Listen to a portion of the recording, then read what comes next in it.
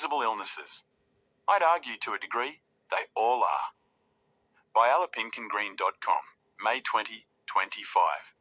I've been meaning to write an article about invisible illnesses and disabilities for quite literally years, but focus definitely isn't my strong point.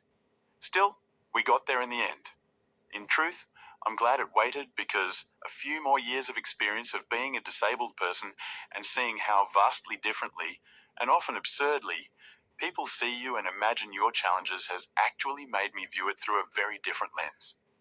Of course, examples of possible hidden illnesses could be chronic fatigue, depression, anxiety, dyslexia, autism, colitis, Crohn's, arthritis, and a gazillion other things to fit the definition of physically invisible to an observer.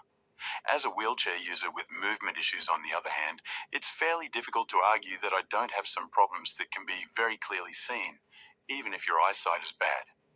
There are a couple of issues with that.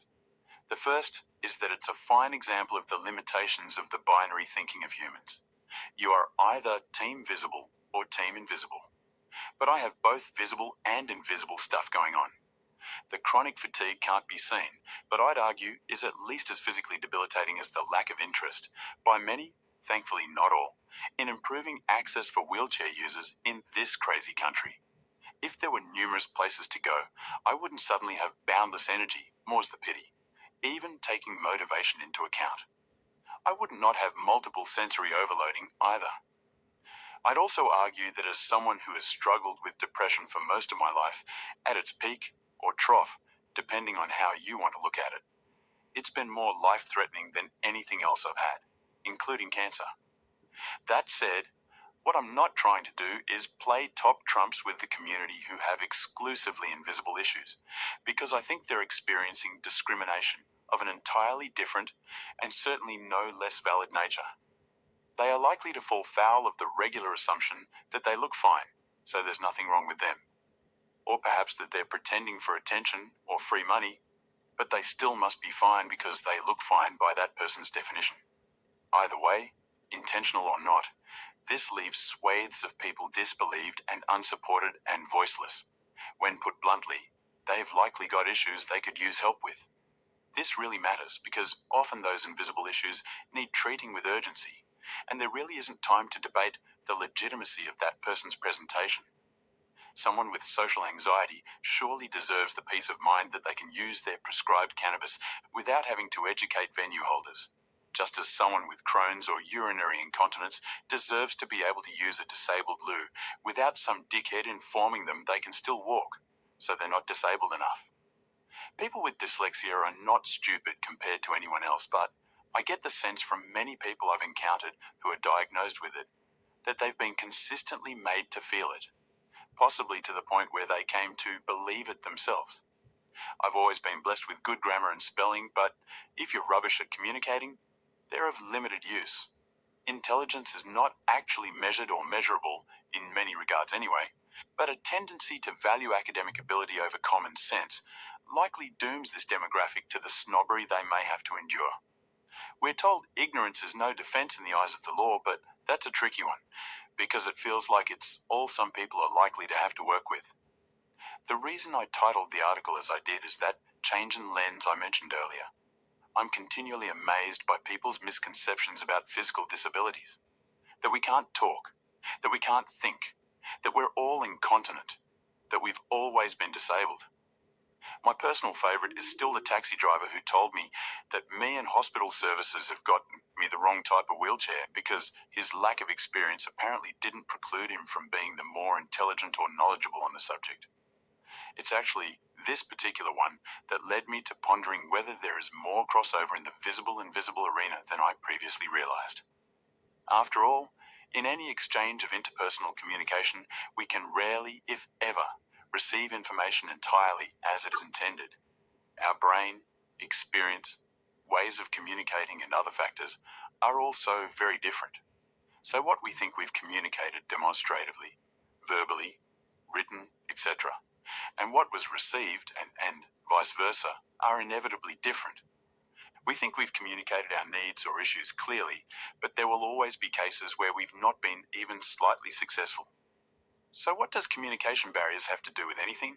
Well, even if someone can see there's something wrong with me, their preconceptions may be so strong that nothing I can say or do will dissuade them that they don't still have a better idea of disability, or more accurately, my own experience of it than I do, after 11 years of living the dream. And if you're being misseen to such an extensive degree, are your issues actually being seen in any more meaningful way than those with invisible ones? I'd argue not, but the outcome is not dissimilar in terms of you're not disbelieved as a feigner, but you're told you're doing things wrong, routinely, by self-appointed experts, and your verbal and written protestations and attempts at reason rarely resolve much. You too are essentially left voiceless. Everyone, irrespective of health, is now constantly subjected to unprecedented types of external stresses in a technology-obsessed world that gives us no choice in whether we wish to adopt it, no training in how to use it, and no flexibility in how it might work in a way our unique brains understand. But our rationale that we can't do something outside our skill set, however aggressive the reminder, will rarely be heeded in many walks of life.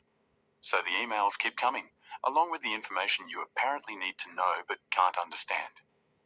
The number of times I've explained I cannot compute complicated information or deal with verbal exchanges on the telephone has made a sparse difference to the methods people use to communicate with me.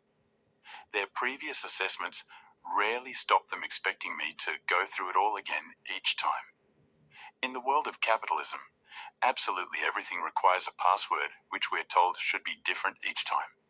And if you can navigate the blind fury of not talking to an actual person when you actually need one, your Jedi concentration will probably be scuppered by an advert anyway.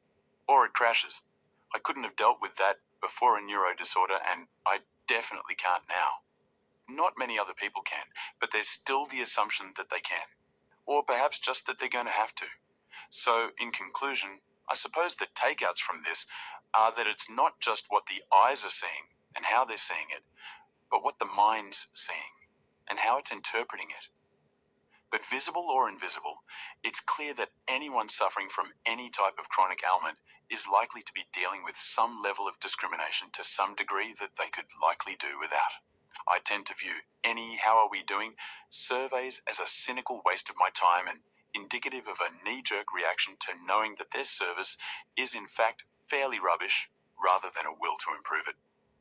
In fairness, I don't think the NHS even bothers trying in this regard now, but as this is very clearly a health issue as well as an educational and societal one, I can't help but think that unless they actually move towards patient-centered care and actually listening, as opposed to very occasionally pretending you are, the problems will remain static and unaddressed. Patients' and sufferers' voices are the only way of even beginning to address the misconceptions about illness, surely. That's where the premise of our health education still primarily stems from, after all. I've met and still meet with clinicians who do listen, but that doesn't mean there haven't ever been misunderstandings, or that I've never felt discriminated against by them at times, even if it was unintentional, or simply not heard. And for those people who don't seem to listen at all, it feels like wasted energy trying to explain. Much advice towards progress seems reliant on the sufferers, for want of a more preferable term, explaining to people, in quite a lot of detail often, about their illness or disability so as to better educate others. Much as I hate most of what the internet offers, it does have tons of information for those wishing to educate themselves by people, including myself. But when I'm out of the house, my time and what I do with it is reserved for activities, none of which include talking to strangers about my health issues. In fact, my most consistent activity is avoiding eye contact and trying to avoid them altogether. Our society needs a big injection of compassion right now. We need to shout and judge less and listen more. Well, some of us might still need to shout.